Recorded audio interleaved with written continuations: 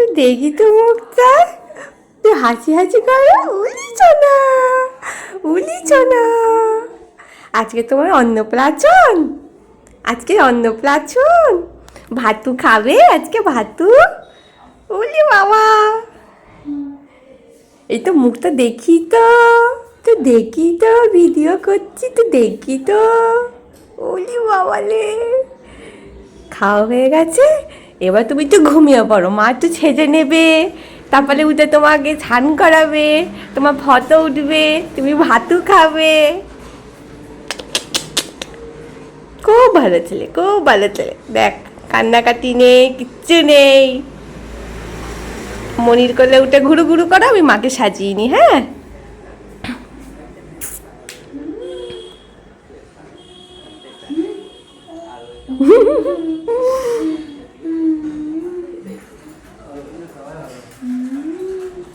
Face ঘামে, মানে আপার lip ঘামে, তাই তো?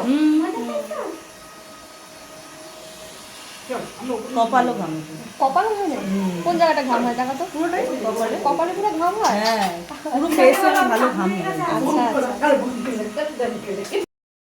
গরমকাল এসে গেছে, ঘাম তো হবেই। ঘামকে কিন্তু কোনোভাবেই কন্ট্রোল করা যায় না, কিন্তু আমি সবাইকে বলে আসি কীভাবে সেটাকে মেনটেন করতে হবে। আর আমি যে প্রসেসে করে আসি সেরকমভাবে যদি তোমরা আমার কথাটা শোনো, মানে আমি করে দিয়ে আসার পর যদি শোনো সে কথাগুলো, আশা করি কোনো সমস্যাই হবে না।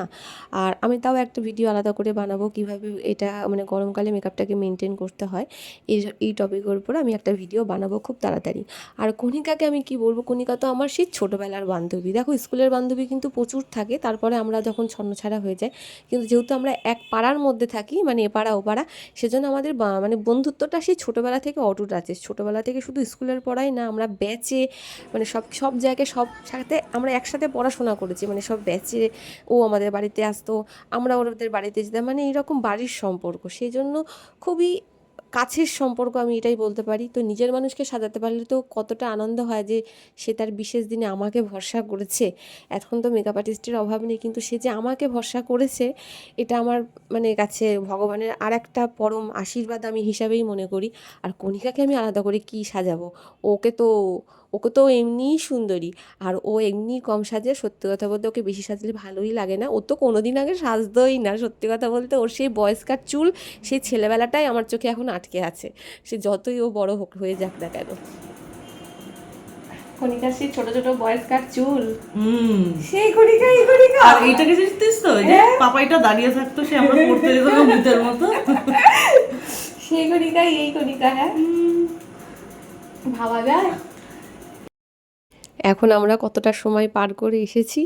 এখন কিন্তু আমাদের সেই ছোটোবেলার যে স্মৃতিটা, সেই কথাগুলো, সেই জিনিসগুলোই আমাদের চোখে এখনও আটকে আছে, যতই আমরা বড় হয়ে যাই না কেন। তো যাই হোক, সময় তো খুব তাড়াতাড়ি বয়ে যায়, এখন সব আমরা অনেকটাই এগিয়ে গেছি জীবনযাত্রার পথে। তো কণিকার এই লুকটা আমি খুব সাটেল সিম্পল রাখার চেষ্টা করেছি, কারণ আমি জানি ও বেশি সাজ একদম পছন্দ করে না। ও যেমন, ওকে ঠিক তেমনটি রাখারই আমি চেষ্টা করেছি। কেমন লাগলো জানি।